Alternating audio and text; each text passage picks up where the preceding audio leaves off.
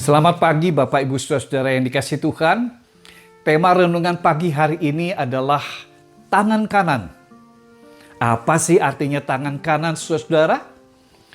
Tangan kanan berarti bahwa kita punya seseorang yang dapat kita percaya untuk menyampaikan pikiran kita, keinginan-keinginan kita, ide kita, agar dia bisa menyampaikannya kepada orang lain. Dia adalah seorang perpanjangan tangan kita. Nah, tujuannya adalah supaya ada kebersamaan visi dan misi, kebersamaan cara pandang, kebersamaan keinginan yang bisa diungkapkan dan bisa dilakukan bersama.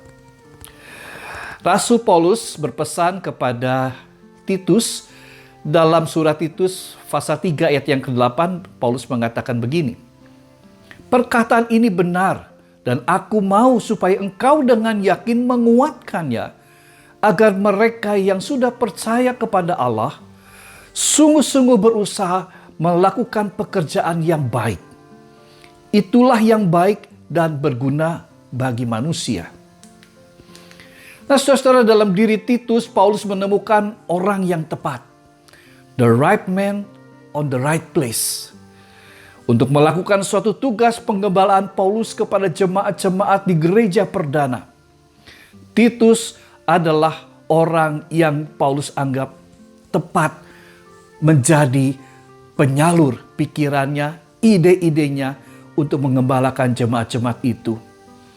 Juga mempersiapkan jemaat-jemaat itu menghadapi perubahan dan penyesuaian di sana-sini untuk memperjelas identitas mereka sebagai pengikut Kristus yang diutus mengasihi sesama, mengasihi dunia ini. Dan jangan lupa, ada satu konteks besar, yaitu konteks budaya dan konteks politik.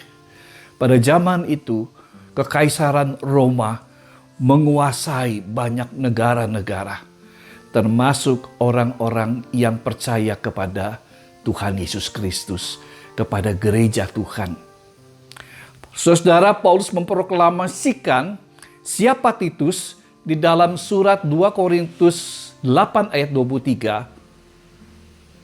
"Titus adalah temanku yang bekerja bersama-sama dengan aku untuk kamu, saudara-saudara kami yang lain, yaitu utusan jemaat-jemaat dan suatu kemuliaan bagi Kristus."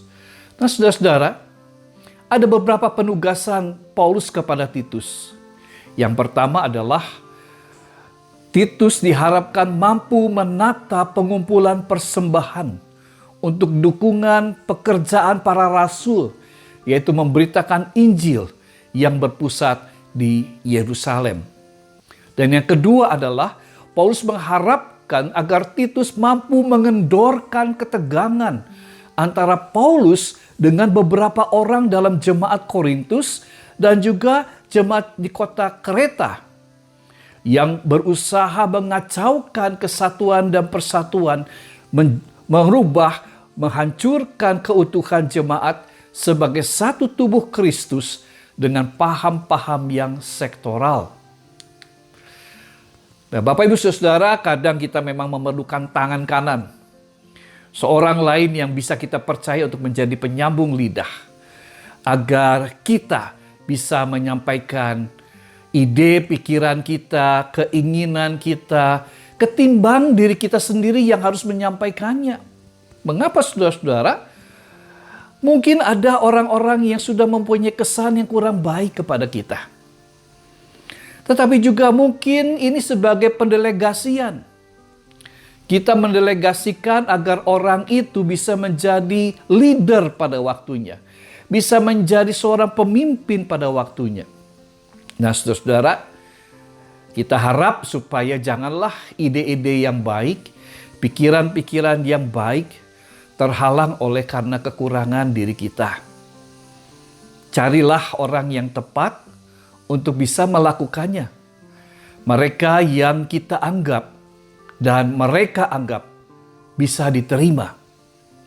Nah, saudara-saudara, di sisi lain, sebagai orang yang dipercaya untuk menjadi tangan kanan seperti Titus, kita juga perlu menjadi teladan dalam menjalankan peran kita.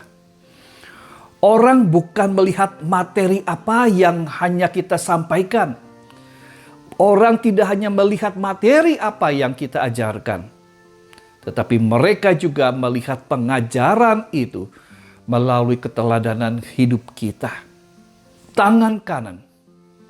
Orang yang menjadi perpanjangan tangan kasih Allah bagi dunia yang sekarang ini sedang dilanda pandemi COVID. Dan dia dengan kehadirannya bisa berdampak bagi berbagai dimensi kehidupan. Oleh karena itu saudara, kalau saudara dan saya dipercaya oleh Tuhan menjadi tangan kanan saksi Kristus di tengah-tengah kehidupan ini, kita menjadi perpanjangan tangannya di tengah-tengah dunia yang membutuhkan damai sejahtera Allah. Marilah kita melakukannya di dalam keramat tamahan sejati. Tuhan Yesus memberkati kita semua. Amin.